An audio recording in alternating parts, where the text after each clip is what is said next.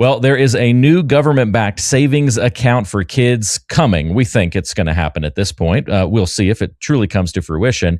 And on the surface, it seems like a pretty good deal for newborns, giving them some long-term investing opportunities and a cool gift to start out their lives. As a new parent, I'm kind of intrigued. You've probably heard them also talked about as Trump accounts. Well, we're going to talk a little bit about what we know about them at this point, what you should be thinking about if this might impact you. We're going to talk a little bit about it on today's show. Ryan and I will get started right after this.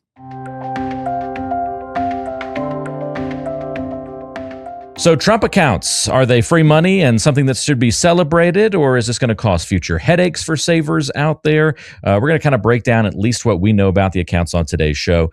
I'm Walter Storholt, as always, joined by Ryan Fleming, the pilot's advisor, and going to be an interesting show today, Ryan. I mean, we've been kind of hearing some buzz about these for a little bit now, and we're only a couple of months away from them apparently kind of getting started and funded for the kids out there. We'll give all the basics here in a second, but let's talk about it. I mean, I've had a few of my clients ask about Trump accounts, but not a lot. So I don't think everybody understands what's about to happen.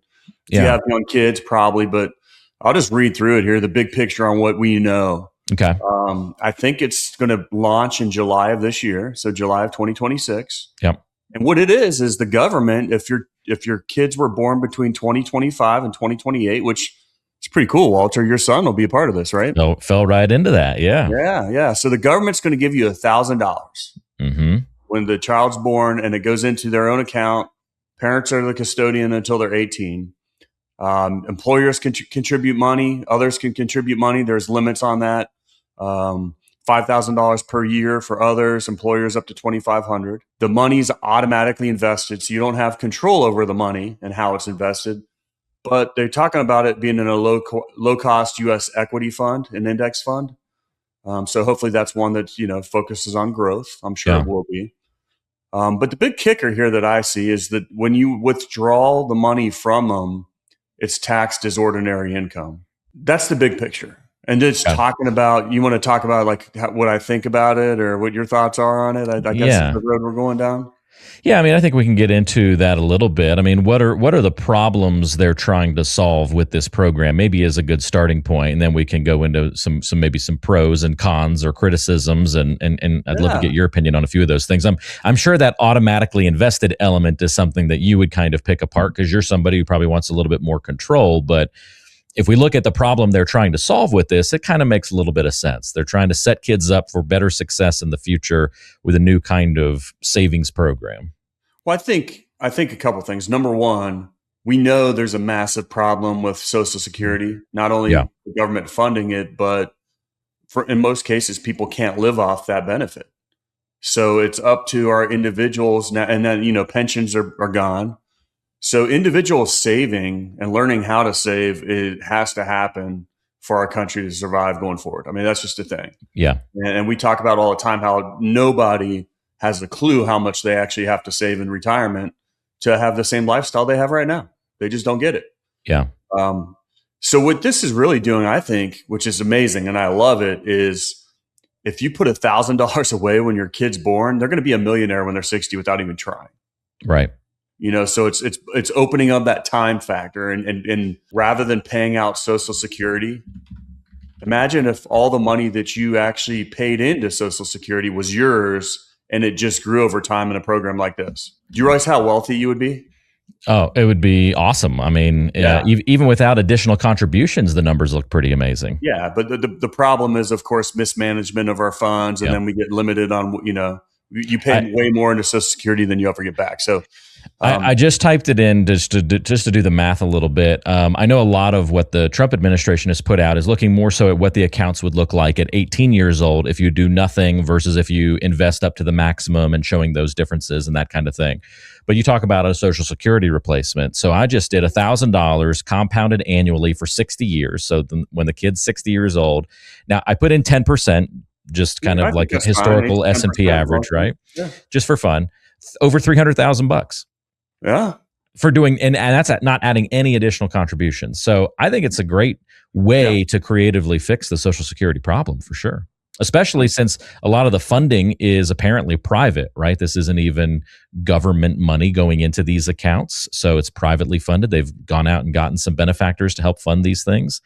Yeah. I certainly we're not going to pull off the political lid of, biased motivations by those benefactors and other things like that. That's for another podcast. But just purely at looking at it from that perspective, I see that as nothing but good, and at least a good attempt at trying to solve some problems here. Yeah. And I screw this up by talking about Social Security and because I don't think it's a replacement for that, but it easily could be. Imagine if rather than worrying about Social Security later, somebody's born and the government puts $10,000 in an account that you can't touch until you retire.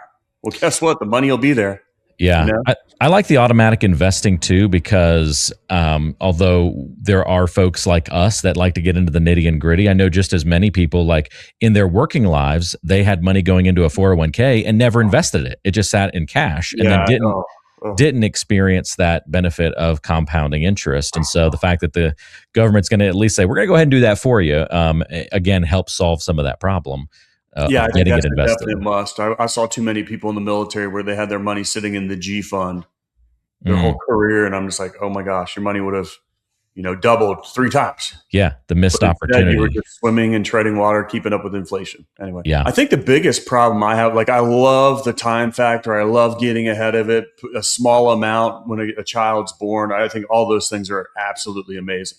What I don't like is that they're going to tax you on it when you take it out. Mm-hmm. Like for me, that was like, oh, this is amazing. This is great. Oh, okay. There you go. Because ultimately what it does is we're growing that money into a much, much bigger pot. Like you talked about $300,000. Right. And then you're going to pay income tax on it. Yeah. So the government still wants to take some versus why can't we have this $1,000 or keep it limited, but that it grows tax free forever. And when you take it out, it's tax free. So my argument with this would be, well, why don't you do a custodial Roth IRA? Yeah. Why would you do this Trump account? And I'll take the free money, but any other money that I'd be putting in there, I'd be finding a different vehicle. Because there aren't, as far as we understand, tax deductions on contributions. Yeah. So you're not getting a tax benefit on the front end, and then you're getting the tax hit on the back end. Yeah. So some of the criticisms that are out there, it's got a bit of a reporting issue. So you might need a CPA to help you with the Trump account and how to file it. Administrative hassle. The do-it-yourself tax software, so you might require an accountant. Yeah. No tax deduction on contributions, like you brought up. The withdrawals are taxable, like I brought up, unlike a Roth IRA, which is a great thing. And then the limited flexibility, obviously, from the investing standpoint. But there's a reason why Dave Ramsey's so popular, and it's because he's trying to keep it very simple for the average person that has very, very little knowledge of markets and investing. So we got to have a template where it's virtually impossible for you to make a mistake, right? Mm-hmm. And I kind of look at this program as being a little bit like that. Like, hey, $1,000, put it away, and you don't have control over it. Don't screw this up. Yeah. And hey, if you're not well versed enough to invest anywhere else or save money anywhere else for your child, like this gives you a vehicle that you can then relatively easily put more money into on top of that additional $1,000. I view it as it's better than nothing, right? Like this Absolutely. Is for those who otherwise wouldn't do anything. This is a great program. For those who are well versed, it's sounding to me, Ryan, like there might be some better options out there. So the strategy maybe for someone who's more well-versed might say, well, I'll take the 1,000, but there might be some better places for me to put dollars to help grow them for my child. I mean, would you take a brokerage account and just, putting money in a brokerage account for your child to help build up funds for them that way over the Trump account based on what you know about it so far? I think it depends on the problem that we're trying to solve. And what I mean by that is I love the fact that this is money that you can't touch. It's not liquid, where, a brokerage account would be liquid. This money's trapped away, kind of, and it's basically a qualified retirement account until you're 18, I guess. So there's some inherent good in keeping people's hands off money, because they like to tap into their 401k or whatever they have and go spend on that new shiny object. So I think if the goal is to have that long-term growth for this money, then it's good to have it in a retirement account or a qualified account or a Trump account, because then you can't touch it till you're 18. Yeah. But if you want that flexibility, well, now we can talk about some of these other options, and liquidity is good. It's a great thing depending on what our goals are. Yeah. I just can't, and I'm sorry to take this in a different direction, but I just can't. It's got my wheels turning on how, if we just as a country, it's all about control. Taxes are all about control. But just imagine they take money out of your paycheck if you're a W-2 employee, whether you want to or not. Like, the withholding just happens, right, for taxes. But the amount that they take for Social Security. Imagine if whatever they took, meaning you did the work, they forcefully took your money away, but they automatically put it in an investment account just for you. It wasn't pooled into everybody else and taking care of everybody else, but you put in the work, and then a certain percentage was pulled away by the government, held in an account for just you. Do you realize how many problems that would solve? Yeah. Because then you knew that you were taken care of. That money would grow until you retired, and everything would be great. And it'd be I bet you'd be a massive surplus of money versus what you're getting in Social Security right now. Attention aviators, when you've spent years in the cockpit managing the complexities of flight, isn't it time you navigated your retirement with the same precision? Introducing retirepilots.com. Right at your touchdown zone on our homepage, there's a beacon flashing, "Get my free toolkit." Click that and you'll be cleared for a direct route to Ryan's retirement toolkit, tailor-made for pilots like you. Inside, you'll find 2 of his important works, The Pilot's Advisor and Pilots Retire Early. Between these 2 books, you can decipher the 9 critical decisions when retiring before 65 and discover the 7 lessons to help pilots land safely in retirement. But that's not all. This toolkit is packed with altitude high value, including extras to get your retirement plans off the runway and light the afterburners on your 401k. Vector on over to retirepilots.com to grab your toolkit, and let's embark on this journey together. It's really interesting to look at the different types of solutions that are out there to try and wean us off of the Social Security problem. This seems to be one of those. Whether it works fantastically for everyone is maybe still left up for debate. And also, things could still change before the launch happens in July. We could see a few more details come through, a few more changes still get ironed out. So, the book isn't closed on this thing exactly yet. But since we're already sidetracked, can I sidetrack you a little bit more? Yes, go for it. Sure. What if you started in your working years, and so let's call it 20, or for me, I was 10 or 12 when I started working. Right. But rather than the government taking money away from you for Social Security, what if you had the option? No different than you have the option, with different retirement plans and different healthcare plans. You could choose the option of whatever money you take from me, I'm opting out of Social Security altogether. But all that money that you would have taken from me for Social Security goes into an investment account that's now mine. Mm-hmm. I would opt into that in a heartbeat and opt out of Social Security. I don't know about you. Yeah, that's pretty much happened at my wife's work. So she has those one of those 401a plans, I guess, right? Which is like kind of what you're describing, where she can pick her own investments, her own funds, but it's still automatically put away by the company.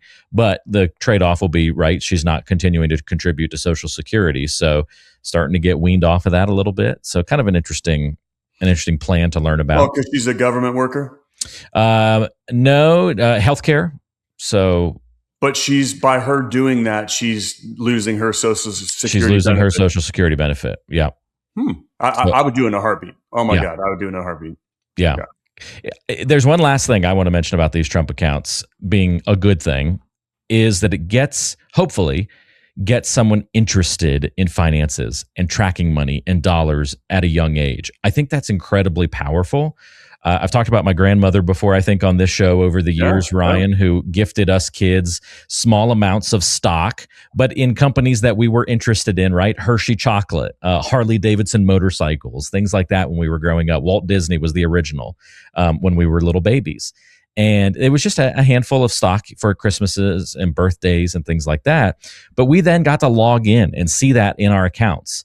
and then got to see it grow, got to see it go down, got to ask questions about it. It was so cool and got you thinking that way at a young age and got you interested in the highs and the lows of investing and understanding it. And it's a seed that's planted early on that just, I think, pays dividends, to be financial about it, long into life later on.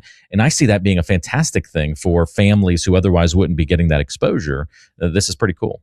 I 100% agree. And I get passionate just hearing in your voice how passionate it is, and getting young individuals interested in investing is unbelievably powerful. And we know with, compounding interest. Yeah. I just wish that even in school, though, they teach about, kind of like your grandma did, picking individual stocks, which, of course, for me is like, no, you can't do that, Yeah. versus having an index fund or something that invests in, a lot of different companies so that you spread out your risk. But I agree with you. I think that just the idea of kids having their own money and now they're so much on screens anyway, being able to log in and see their money grow is an extremely powerful thing. And as a matter of fact, I didn't think about that. I need to get my kids to where they're actually looking at the money that's growing that they have saved or put away. So they can look at it every day and see it. Yeah, absolutely. I think that it's incredibly powerful. So we'll see if a Trump count is correct for you and you happen to have a newborn who might be able to take advantage of it. We'll see what the final version of this looks like come apparently in July. And maybe we'll do another episode on it then, Ryan, to kind of put the final word on it as things get rolling.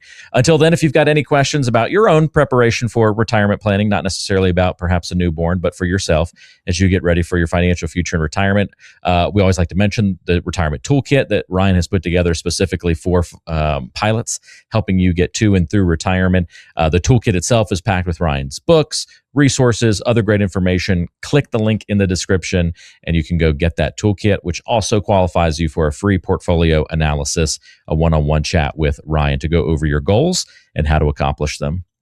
Ryan, another good episode. Thanks, man. Yeah, no, it was a great episode. I enjoyed talking about that, all these things. And, I'm a competitive person by nature. I think pilots are anyway, type A. And I want to challenge our listeners. If you're not a current client, let's check out what you've done over the past 10 years. I can show you how to pull your returns. We'll look at it. We'll see it. And we'll compare and see if there's a better way. And if you like bigger numbers, then, it might be a good fit. Love it. Reach out, see how those things stack up. Absolutely. We'll see everybody again next time right back here on The Pilot's Advisor. Thanks so much. Take care. See ya. Information is for illustrative purposes only and does not constitute tax, investment, or legal advice. Always consult with a qualified investment, legal, or tax professional before taking any action.